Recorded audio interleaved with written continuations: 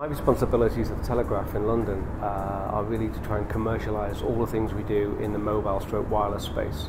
So what that means is anything which is maybe iPad, iPhone or other platforms, and finding out really where our audiences are, where our future audiences may want to be or will be, and we can try and reach them in different ways that we've done before.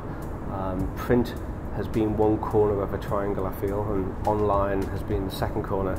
I think mobile and wireless is now the third. We put an iPad news app out going back to September 2010, and that was out for about 6 months, and it was free. It was sponsored by one of our advertisers to make the thing happen. And what we did, we used the opportunity to find out what readers wanted in the app. So we ran a number of email campaigns to our tech databases. We had people responding through the app, commenting through the app. We had focus groups sitting in asking people what they like and what they don't like, and we were able to form a business model going forward of how we should shape the paid for app when it came out in April this year. It's quite important to demonstrate to audiences, especially new and younger audiences, the width and depth that we have of the content we have.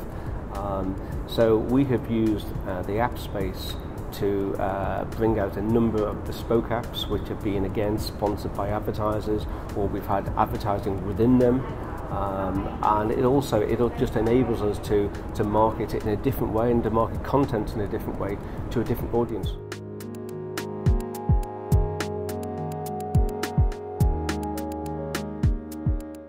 Well, I think they're very complementary because we too at the Telegraph, we brought out a Rugby World Cup app.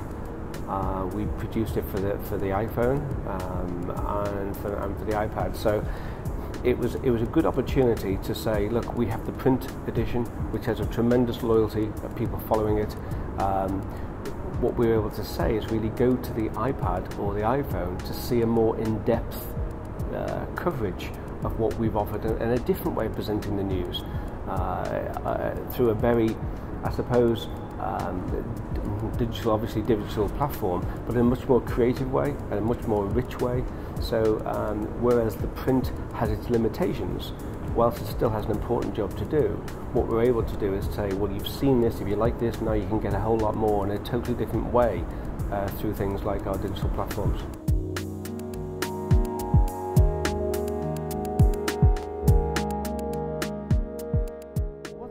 What they've told us when we had our free app out, what surprised us was they told us that they weren't particularly bothered about having real live time news within the app. They said that they go to our website for that. So, but what they did want was they liked the fact it was curated to some extent.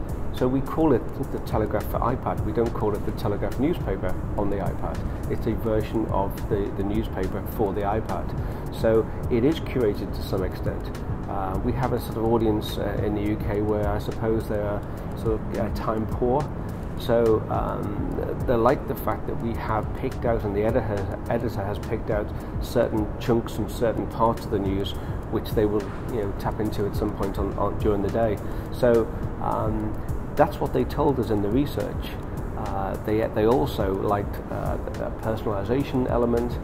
They also told us, which we didn't have in the first one, they loved the crossword. So we've made sure the crossword, of course, is in the new one.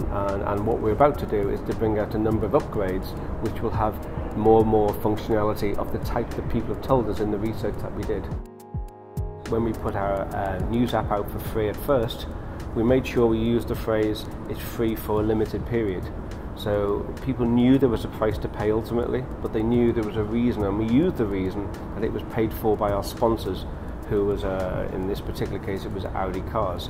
So we were able to say that there is a value to what we do. And I think you're right, that I think one of the biggest newspaper problems we've had over the past century is to give away the content for free online. And now we're trying to reclaw that back in some ways and trying to monetize that space in different ways now. So I think, yes, you're right, that people are used to paying for things on their mobile device. And we've seen that, but it's just making sure that we can monetize it in the correct way. In our case, I think we have a range of free apps and we have a range of paid for apps. and I think it's making a judgment call as to what should be free and what shouldn't be as you go along.